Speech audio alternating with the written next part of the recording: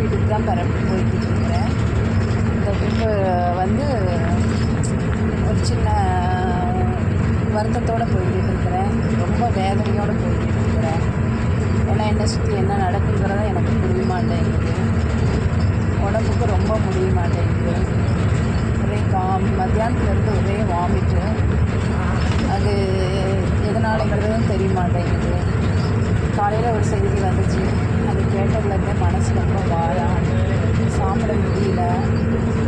சாப்பிட முடியாதனால கூட வாமிட் ஆகிருக்கலாம். நைட் வரை வாமிட்டு.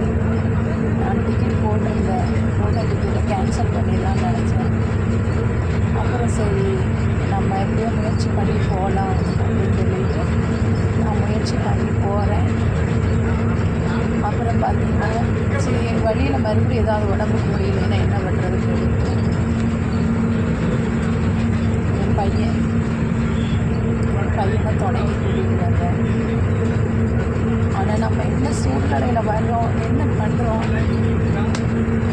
நம்ம இதெல்லாம் எதுக்கு பண்ணுறோம், நம்மளுக்கு ஒருத்தர் வேணுங்கிறதுக்காக மட்டும்தான் பண்ணுறோம். யாருமே புரிஞ்சுக்கிட மாட்டேங்கிறாங்க. இல்லாட்டி பரவாயில்ல, என் தரப்பில் இருந்து நான் வந்து கரெக்டாக இருக்கிறேன், அவ்வளோதான்.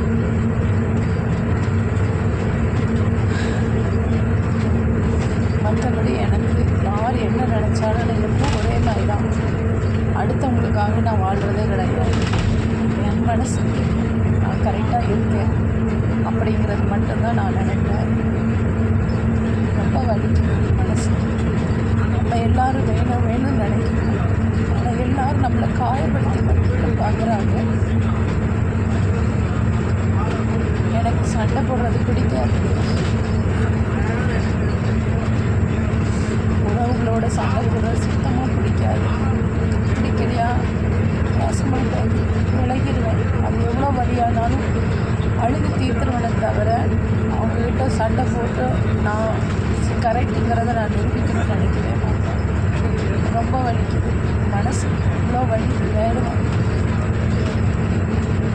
உடம்புக்கு முடியாத சூழ்நிலையில் தான் கிளம்பி போகிறேன். ஸ்டாப் வாமிட் ஆகுறதுனால மறுபடியும் வாமிட் ஆகிடுச்சுன்னா என்ன பண்ணுறது? கவர் வச்சுருக்கேன். பிடிச்சிருந்தா ப்ளீஸ் லைக் ஷேர்.